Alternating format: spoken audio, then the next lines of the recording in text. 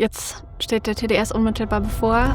150 Kilometer, 10.000 Höhenmeter rauf und runter. Das wird sportlich. Ich habe mich hier im Pitztal nochmal auf alles vorbereitet, was mich da im Rennen erwarten kann. Und ich glaube, mit diesem Trainingsrennen, so widrig wie die Bedingungen waren, kann mich, glaube ich, beim TDS nicht mehr viel überraschen.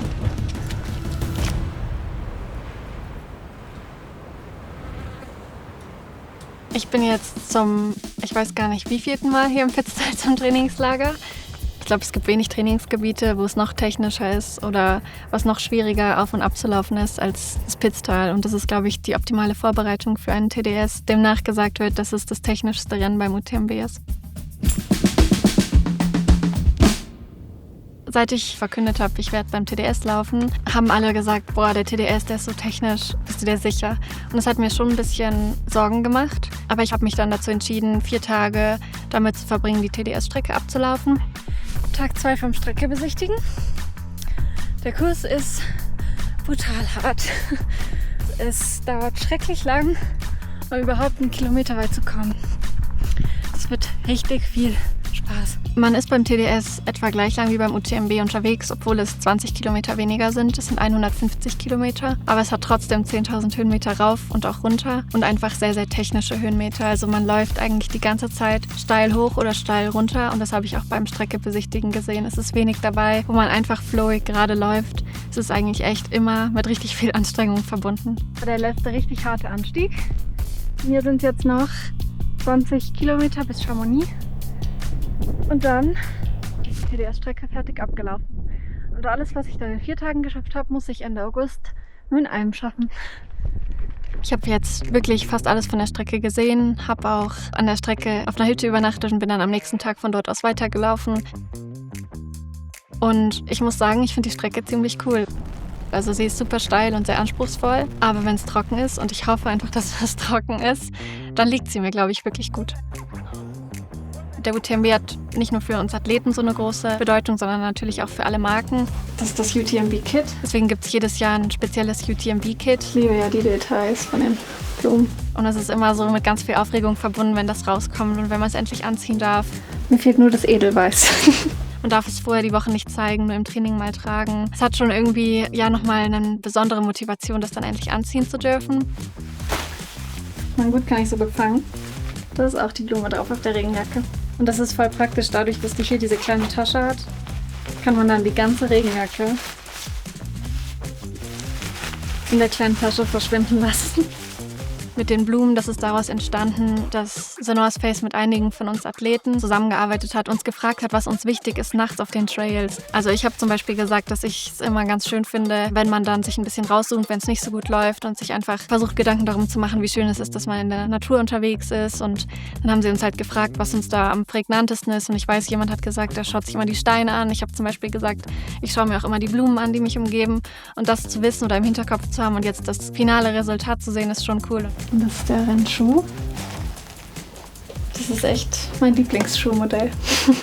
Dadurch, dass wir in Annecy das Schuhlab haben, dürfen wir Athleten manchmal so kleine Details uns adjustieren lassen. Und ich denke, dass ich für den TDS mir einen Gator dran machen lasse und vielleicht etwas längere Lachs an der einen oder anderen Stelle, um noch mehr Grip zu haben. Aber das Schuhmodell ist genau das gleiche. Und mit dem bin ich jetzt schon echt viele Rennen gelaufen und man erholt sich wunderbar.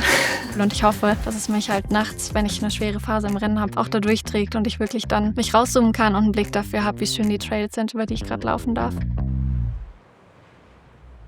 Das Wetter ist dieses Mal nicht ganz so gut wie die letzten Jahre, aber eigentlich passt es mir auch ganz gut in die Vorbereitung. Ich versuche hier Kilometer zu sammeln, ich versuche hier viel auch am Technischen zu trainieren, viel mit Stöcken zu laufen. Im Idealfall, und so war es jetzt auch die erste Woche bis zu meinem Trainingsrennen hier so, bin ich immer vormittags gelaufen, dann bin ich zum Frühstück gegangen. Von denen darf man bestimmt gar nicht so viel nehmen. Dann bin ich über den Nachmittag gelaufen. Dann hatte ich so ein bisschen Zeit, um runterzufahren, mal in die Sauna zu gehen. Dann gab es Abendessen und dann bin ich früh schlafen gegangen. Das ist so der ideale Alltag. Und das kann man natürlich besonders gut machen, wenn man sich nicht drum kümmern muss, dass man irgendwie zwischendurch kochen muss oder so, sondern eigentlich für alles gesorgt ist und man ja ziemlich sorglos nur von Training zu Training denken muss.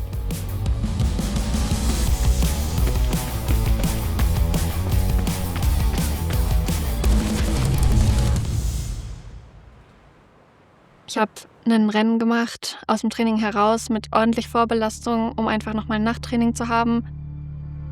Ich war mir ehrlich gesagt nicht sicher, ob ich hier laufe. Es war eigentlich nicht geplant und ich bin die Tage davor unheimlich viel gelaufen. Also ich bin den Tag davor 40 Kilometer gelaufen. Ich bin an dem Tag selber schon 2-mal laufen gewesen, wo dann nachts der Start war. Also ich hatte ordentlich Kilometer in den Beinen. Aber ich habe gedacht, so sehr, wie man sich dann in einem Rennen pushen kann, wo man weiß, ich kann jetzt nicht trödeln, ich muss alles rausholen, was noch in mir steckt, egal wie müde ich bin. Das kann ich im Training einfach alleine schlecht hervorrufen. Und deswegen war das für mich dann doch ganz gut, die Entscheidung, ich starte hier und gebe wirklich nochmal alles.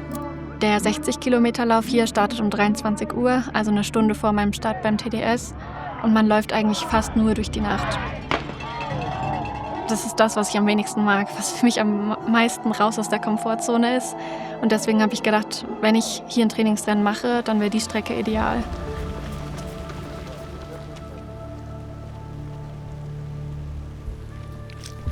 Das ist auch super technisch oben, man läuft nur über Geröll und es ist alles total unsicher. Es ist schon im Hellen eine Herausforderung und das kenne ich, weil ich hier halt so oft zum Trainieren bin, aber es war nachts noch schwieriger. Hier bist du gelaufen im Dunkeln. Ja. Das ist alles die Strecke, die man in der Nacht läuft. Das ist schon. Deswegen braucht man halt für 1 Kilometer ewig lang. Das ist echt technisch. Dann hat es da oben angefangen zu schneien. Man lief auf den Gletscher und ich bin auch noch nie in einem Rennen über einen Gletscher gelaufen. Da hatte ich ein bisschen Probleme und habe viel Zeit verloren, meine Gürtel umzumachen. Es war super nass, alles an mir war nass und man konnte halt wirklich sich kaum auf den Beinen halten, so rutschig war es.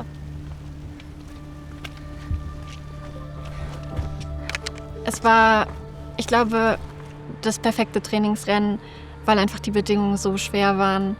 Mein Magen war in der Nacht wirklich gut, was ich unbedingt noch mal gebraucht habe vor dem TDS. Dass ich weiß, dass meine Strategie aufgegangen ist und dass ich auch genau daran festhalten möchte beim TDS selber. Das versuche ich mit viel Selbstvertrauen an die TDS-Startlinie zu nehmen.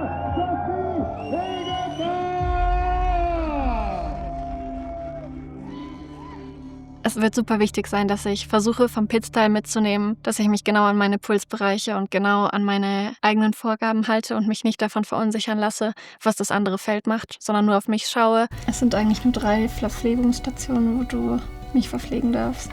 Einmal die erste nach 50 Kilometer und dann einmal die in Beaufort. Da könnte es ganz schön warm werden. Und dann die letzte. Bei Le Contaminé, die darf man trotzdem nicht unterschätzen, auch wenn es da nicht mehr so weit aussieht. Ich nehme einfach leere Flaschen mit Pulver mit, die ich mir an den Verpflegungsstationen, wo ich keine Hilfe haben darf, alleine auffülle. Ja. Also mein Ziel wird sein, so 70 Gramm Kohlenhydrate die Stunde zu mir zu nehmen. Ich werde es versuchen, über Gels und über Kohlenhydrate im Getränk zu schaffen. Wenn der Magen gut mitspielt, so wie es jetzt hier im Pitstyle war, dann ist es auch kein Problem. Wenn der Magen nicht so gut mitmacht, ist es natürlich immer schwierig. Aber ich gehe jetzt einfach mal davon aus, dass es, weil es hier so gut geklappt hat, beim TDS auch funktionieren wird. 150 Kilometer, 10.000 Höhenmeter rauf und runter. Das wird sportlich.